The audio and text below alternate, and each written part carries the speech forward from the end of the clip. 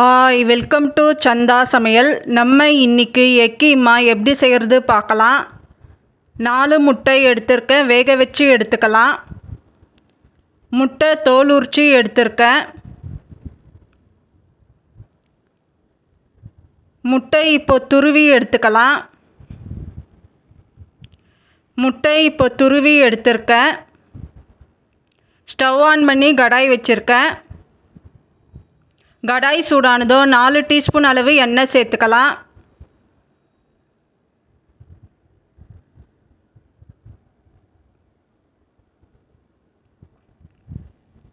அரை டீஸ்பூன் ஜீரகம் சேர்த்துக்கலாம். ஜீரகம் பொரிஞ்சதோ 2 மீடியம் சைஸ் வெங்காயம் பொடியாக கட் பண்ணி சேர்த்துக்கலாம். வெங்காயம் சேர்த்துட்டு மிக்ஸ் பண்ணிக்கலாம்.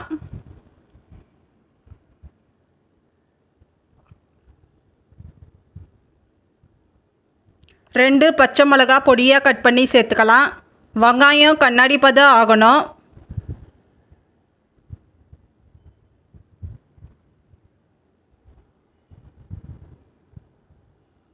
ஒரு டீஸ்பூன் இஞ்சி பூண்டு விழுது சேர்த்துக்கலாம்.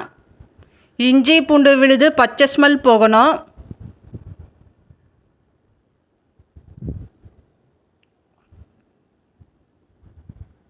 ரெண்டு மீடியம் சைஸ் தக்காளி கட் பண்ணி சேர்த்துக்கலாம்.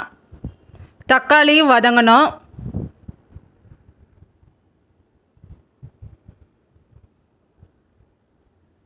கால் டீஸ்பூன் மஞ்சத்தூள் சேர்த்துக்கலாம். குழம்பு மிளகாய்த்தூள் 1 டீஸ்பூன் அளவு சேர்த்துக்கலாம். அரை டீஸ்பூன் மிளகுத்தூள் சேர்த்துக்கலாம். கரம் மசாலா அரை டீஸ்பூன் அளவு சேர்த்துக்கலாம். உப்பு தேவையான அளவு சேர்த்துக்கலாம். 1.5 டம்ளர் அளவு தண்ணி சேர்த்துக்கலாம். தண்ணி சேர்த்துட்டு நல்லா மிக்ஸ் பண்ணிக்கலாம்.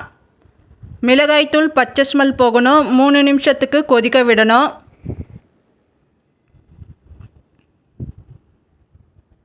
இப்போது துருவின முட்டை சேர்த்துக்கலாம். கொத்தமல்லி சேர்த்துக்கலாம்.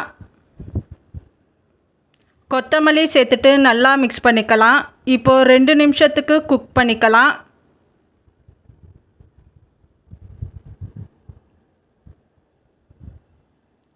இப்போது ஸ்டவ் ஆஃப் பண்ணிடலாம். இப்போ நமக்கு எக் கீமா ரெடி ஆயிடுச்சு. இந்த சேனல் பிடிச்சிருந்தால் லைக் பண்ணுங்கள், ஷேர் பண்ணுங்கள், சப்ஸ்கிரைப் பண்ணுங்கள்.